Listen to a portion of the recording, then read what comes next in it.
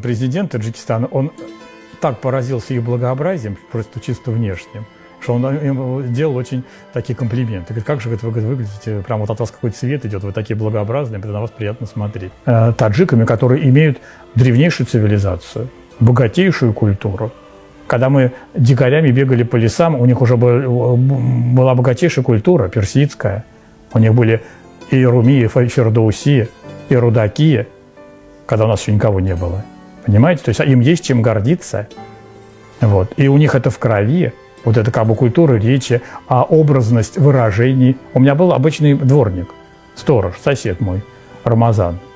Из советского времени, советской армии еще служил такой, очень говорил по-русски очень так хорошо, живо. И знаете, как у него была речь?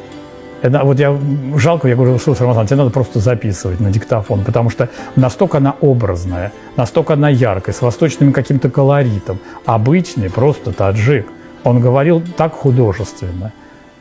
Понимаете? И вот у них, когда берут интервью, даже вот смотришь на их телевидение, я по-таджикски не понимаю, но вот стоит обычный таджик, даже вот в своем халате в каком-то, да, из какого-то кишлака, дед, вот. И он может говорить 15 минут, не замолкая. У нас попробуй кого-нибудь возьми интервью. У нас 2 слов связать не могут. Наши. У нас нет этого, а у них это в крови. И я видел, как они красиво говорят, как они, даже вот эти вот мулы, про которых хвалит, например, президент, они стихами его хвалят. А это культура. Это культура, которая генетически у них присутствует. Поэтому ни в коем случае нам нельзя их уничижать. Вот, ничем мы перед ними не превозносимся, ничем мы перед ними как бы не выше. Наша культура, да, там, Золотого века там, или Серебряного века, да, потому что только что она недавняя. Но у них тоже может это все расцвести. Они просто исторически, может быть, не повезло. Кто только их не порабощал. И Чингисхан, там, и тот же Тамерлан, который просто в порошок их стирал. Сколько было войн, сколько у них было несчастья и скорбей, когда их уничтожали почти что подчистую. Вот это тоже надо понимать, почему они в такой упадок пришли. Вот. Но народ очень, очень добрый. И вот я случай привожу, неоднократно я его приводил.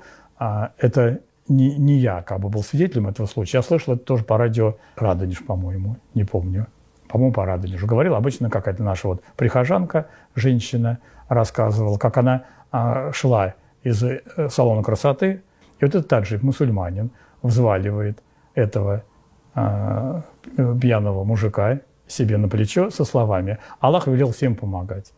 И несет его по указанному адресу. Дозвонился он его сестре. Оказывается, что этот мужчина, ученый, кандидат наук, у которого в этот день похоронил свою жену. И с горя напился.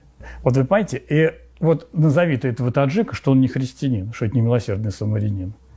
Вот как он поступил, то есть он мусульманин, берет русского пьяного мужика, взваливает к себе на плечо и несет его. Потом он его нашел, этого таджика, во дворе, и говорит ему, я, говорит, раньше к вам плохо относился, как не очень хорошо, но сейчас, говорит, я, говорит, вас уважаю, дал ему, отблагодарил его, денежку ему дал, я, говорит, я очень благодарю. А мы вот так, а мы будем гнушаться, а сейчас в Питере недавно был случай, не пьяный, в обморок упал с сахарным диабетом, в больнице прям. И это в регистратуре сидит женщина, посмотрела на него, и никто не подошел, не оказал помощь. Такие же больные пришли на прием. А он лежит. Это был вопиющий случай, не пьяный мужик. Вот, пожалуйста, наш. И вот эти таджики. И у них вот это есть.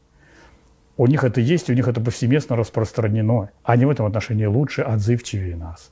Потому что у них древняя культура. У них какое гостеприимство потрясающее. Они тебе последние отдадут. Вот приезжаешь там в кишлак, бедными руками отламывает, тебе щербатым ртом своим улыбается и протягивает тебе вот эту лепешку, на вот ешь. А наш начинает брезговать иногда. Как-то с таких вот рук взять.